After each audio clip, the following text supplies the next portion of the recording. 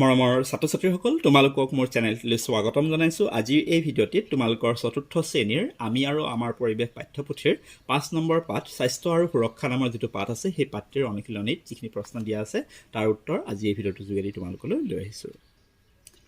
তোমালোকৰ অনুশীলনীৰ প্ৰথম ১ নম্বৰত ৪টা প্ৰশ্ন দিয়া আছে। এই প্ৰশ্নখিনি প্ৰথমে আমি চাই লওঁ ব'লা। ক নম্বৰ দিছে যে প্ৰাথমিক চিকিৎসাৰ বাকচত কি কি বস্তু ৰাখিব লাগে। প্ৰাথমিক চিকিৎসা বাকচ যাক আমি ইংৰাজীত ফাৰ্ষ্ট এইড বক্স বুলি কওঁ, তাত কি কি বস্তু ৰাখিব লাগে সুধিছে। খ আলিবাটত খোজকাঢ়োঁতে কি কি নিয়ম মানিব লাগে। আমি ৰাস্তাত বা আলিবাটত খোজকাঢ়ি যাওঁতে আমি কি কি নিয়ম মানিব লাগে। গ যোগাসন আৰু প্ৰাণায়াম কৰিলে কি হয়। আৰু ঘ খেলোঁতে কি কি সাৱধানতা লোৱা উচিত। চ' এই প্ৰশ্নখিনিৰ উত্তৰ আমি প্ৰথমতে কৰি ল'ব লাগে।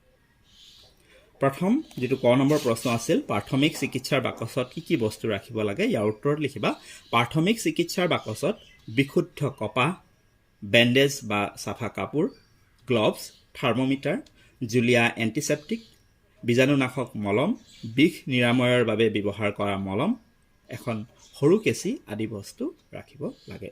আমি ফাৰ্ষ্ট এইড বক্স বা প্ৰাথমিক চিকিৎসাৰ বাকচত আমি এই বস্তুখিনি ৰাখিব লাগে।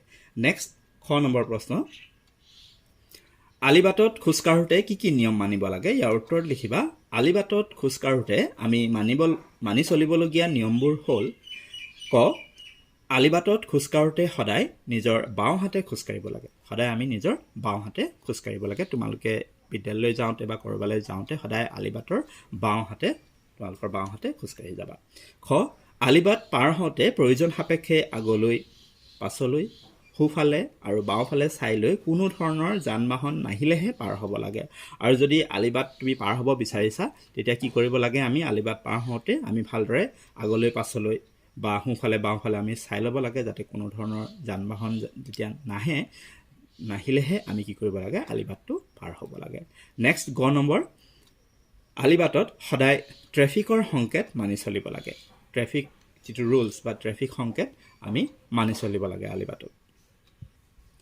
নেক্সট আমাৰ গ নম্বৰ আছিল যে যোগাসন আৰু প্ৰাণায়াম কৰিলে কি হয়। ইয়াৰ উত্তৰ লিখিবা যোগাসন আৰু প্ৰাণায়াম কৰিলে দেহ মন ভালে থাকে। ই আমাৰ একাগ্ৰতা বৃদ্ধি কৰাত সহায় কৰে। যেতিয়া আমি যোগাসন যাক আমি য়োগা বুলি কওঁ, চ' যোগাসন আৰু প্ৰাণায়াম কৰিলে মানে আমাৰ দেহ মন ভালে থাকে আৰু লগতে আমি নিয়মিত যোগাসন আৰু প্ৰাণায়াম কৰিলে ই আমাৰ মনৰ একাগ্ৰতা বৃদ্ধি কৰাতো সহায় কৰে। নেক্সট ঘ নম্বৰ আমাৰ প্ৰশ্ন আছিল যে খেলোঁতে কি কি সাৱধানতা লোৱা উচিত। তোমালোকে খেলি ভাল পোৱা নহয়নে? তোমালোকে খেলোঁতে কি কি সাৱধানতা ল'ব লাগে চাই লোৱা। ইয়াৰ উত্তৰ লিখিবা খেলোঁতে আমি সাৱধান হোৱা উচিত।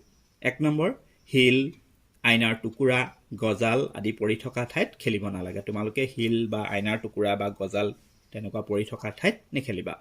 ২ উখুৰা মুখুৰা ঠাইত খেলিব নালাগে। ৩ নদীৰ পাৰত, জুইৰ কাষত, পানী পৰি পিছল হোৱা ঠাইত আৰু বেছি হাবি বন থকা ঠাইত খেলিব নালাগে। নেক্সট ৪ লাঠি, দা কটাৰী, জুই আদি হাতত লৈ খেলিব নালাগে। ৫ খেলি থাকোঁতে ইজনে সিজনৰ গালৈ দুখ পাব পৰা কোনো বস্তু দলিয়াব নালাগে। আৰু ৬ খেলোঁতে অযথা ঠেলা হেঁচা কৰিব নালাগে আৰু কেতিয়াও এজনে আনজনক আঘাত কৰিব নালাগে। চ' এইখিনি হৈছে আমি খেলোঁতে ল'বলগীয়া সাৱধানতা। তোমালোকৰ ইয়াত ৬টা পইণ্ট মই লিখি দিছোঁ। তোমালোকে পৰীক্ষাত যেতিয়া প্ৰশ্ন দিব, প্ৰশ্নৰ তোমালোকে নাম্বাৰটো চাই সেইমতে লিখিবা। ধৰা এই প্ৰশ্নটো আহিছে আৰু ইয়াত তোমালোকৰ দিছে ২ নম্বৰ, তেতিয়াহ'লে তোমালোকে এই ১ আৰু ২ দুটা পইণ্ট লিখি দিলেই হ'ব। এইবাৰ ২ নম্বৰ প্ৰশ্নটো চোৱা। তোমালোকৰ ২ নম্বৰ দিছে খালী ঠাই পূৰ কৰা। ক নম্বৰ দিছে শৰীৰত কম পৰিমাণে পোৱা আঘাত ডেছ চিকিৎসাৰ দ্বাৰাই ভাল কৰিব পাৰি। আমাৰ শৰীৰত আমি কম পৰিমাণে আঘাত পালে আমি কি চিকিৎসাৰ দ্বাৰা ভাল কৰিব পাৰোঁ, আৰু সেইটো হৈছে প্ৰাথমিক চিকিৎসা। ইয়াত লিখিবা প্ৰাথমিক। শৰীৰত কম পৰিমাণে পোৱা আঘাত প্ৰাথমিক চিকিৎসাৰ দ্বাৰাই ভাল কৰিব পাৰি। খ বেমাৰ আজাৰ হ'লে আমাৰ শৰীৰটো ডেছ হৈ পৰে। বেমাৰ আজাৰ হ'লে আমাৰ শৰীৰটো কেনেকুৱা হৈ পৰে, আমাৰ শৰীৰটো দুৰ্বল হৈ পৰে। চ' ইয়াত লিখিবা তোমালোকে দুৰ্বল। বেমাৰ আজাৰ হ'লে আমাৰ শৰীৰটো দুৰ্বল হৈ পৰে। গ অকস্মাতে হোৱা দুৰ্ঘটনাই হ'ল ডেছ দুৰ্ঘটনা। অকস্মাতে হঠাতে কিবা এটা হোৱা দুৰ্ঘটনাক আমি কি দুৰ্ঘটনা বুলি কওঁ, তাক আমি কওঁ আকস্মিক দুৰ্ঘটনা। চ' ইয়াত লিখিবা তোমালোকে আকস্মিক। অকস্মাতে হোৱা দুৰ্ঘটনাই হ'ল আকস্মিক দুৰ্ঘটনা। ঘ তিতা হাতেৰে ডেছ আৰু ডেছ চুব নালাগে। আমি তিতা হাতেৰে কি চুব নালাগে? তিতা হাতেৰে আমি আমাৰ যিবোৰ বৈদ্যুতিক সৰঞ্জাম আৰু আমি কি চুব নালাগে জানানে? বৈদ্যুতিক সুইচ। ইয়াত লিখিবা বৈদ্যুতিক সুইচ। সো আমি তিতা হাতেৰে বৈদ্যুতিক সৰঞ্জাম আৰু বৈদ্যুতিক সুইচ চুব নালাগে। নেক্সট তোমালোকৰ 3 নম্বৰত দিছে যে শুদ্ধ উত্তৰটো বাছি উলিওৱা। যিটো শুদ্ধ সেইটো বাছিব কৈছে। ক নম্বৰত দিছে চিকিৎসকৰ সহায় নোলোৱাকৈ আঘাত পোৱাৰ লগে লগে কৰা চিকিৎসাক আকস্মিক নে প্ৰাথমিক চিকিৎসা বোলে। তো চিকিৎসকৰ সহায় নোলোৱাকৈ আঘাত পোৱাৰ লগে লগে কৰা চিকিৎসাক কি চিকিৎসা বোলে? প্ৰাথমিক চিকিৎসা। গতিকে এইটো শুদ্ধ হ'ব। নেক্সট খ নম্বৰ উখুৰা মুখুৰা ঠাইত খেলিব লাগে নে নালাগে? উখুৰা মুখুৰা ঠাইত আমি খেলিব নালাগে। এইটো শুদ্ধ। গ আলিবাটত সদায় নিজৰ বাওঁ হাতে নে সোঁ হাতে খোজকাঢ়িব লাগে? আৰু ইয়াৰ শুদ্ধ উত্তৰ হ'ব বাওঁ হাতে। আলিবাটত সদায় নিজৰ বাওঁ হাতে খোজকাঢ়িব লাগে। আৰু ঘ জুইৰ কাষত নে আঁতৰত বহিব লাগে? আমি জুইৰ আঁতৰত বহিব লাগে। তো এইখিনি তোমালোকে এই ধৰণে কৰি ল'বা। নেক্সট 4 নম্বৰ প্ৰশ্ন তোমালোকৰ কি দিয়া আছে? 4 নম্বৰত দিছে যে স্বাস্থ্য ভালে ৰাখিবলৈ আমি কি কৰিব লাগে? আৰু 5 নম্বৰত দিছে আলোচনা চক্ৰ আয়োজন কৰা। বিষয় প্ৰাথমিক চিকিৎসাৰ প্ৰয়োজনীয়তা। সো আমি 4 নম্বৰ প্ৰশ্নটোৰ লগতে আমি 5 নম্বৰ প্ৰশ্নটোৰ উত্তৰ চাওঁ। তো স্বাস্থ্য ভালে ৰাখিবলৈ আমি কি কৰিব লাগে চোৱাচোন। 4 নম্বৰ প্ৰশ্নটোৰ উত্তৰত লিখিবা যে স্বাস্থ্য ভালে ৰাখিবলৈ আমি ক নম্বৰ লিখিবা আমাৰ দেহৰ যতন ল'ব লাগে। প্ৰথম কথা আমি আমাৰ দেহটো যতন ল'ব লাগিব। খ ইয়াৰ উপৰি কিছুমান স্বাস্থ্য ৰক্ষাৰ নীতি নিয়ম মানি চলিব লাগে। গ সুষম খাদ্য খাব লাগে। ঘ নিয়মিত যোগাসন আৰু প্ৰাণায়ামৰ লগতে ব্যায়াম কৰিব লাগে। এইখিনি কৰিলে আমাৰ স্বাস্থ্যটো আমি ভালে ৰাখিব পাৰিম। নেক্সট যিটো প্ৰশ্ন আছে তোমালোকৰ এটা আলোচনা চক্ৰ অনুষ্ঠিত কৰিবলৈ দিছে। চ' মই প্ৰাথমিক চিকিৎসাৰ প্ৰয়োজনীয়তা সম্পৰ্কে এটা আলোচনা চক্ৰৰ আয়োজন কৰিবলৈ দিছে। মই প্ৰাথমিক চিকিৎসাৰ প্ৰয়োজনীয়তা সম্পৰ্কে ইয়াত এটা চমুকৈ লিখি দিছোঁ। প্ৰশ্নটো মই এনেকৈ লিখিলোঁ যে প্ৰাথমিক চিকিৎসাৰ প্ৰয়োজনীয়তা চমুটোকা লিখা। তো প্ৰাথমিক চিকিৎসাৰ প্ৰয়োজনীয়তাৰ ওপৰত এটা চমুটোকা মই লিখি দিছোঁ। তোমালোকে আলোচনা চক্ৰত এইখিনি আলোচনা কৰিব পাৰা। তো ইয়াৰ উত্তৰত লিখিবা যে প্ৰাথমিক চিকিৎসাৰ প্ৰয়োজনীয়তা। ক প্ৰাথমিক চিকিৎসাৰ দ্বাৰা আমি শৰীৰৰ আঘাত পোৱা ঠাইত ততালিকে চিকিৎসা কৰিব পাৰোঁ।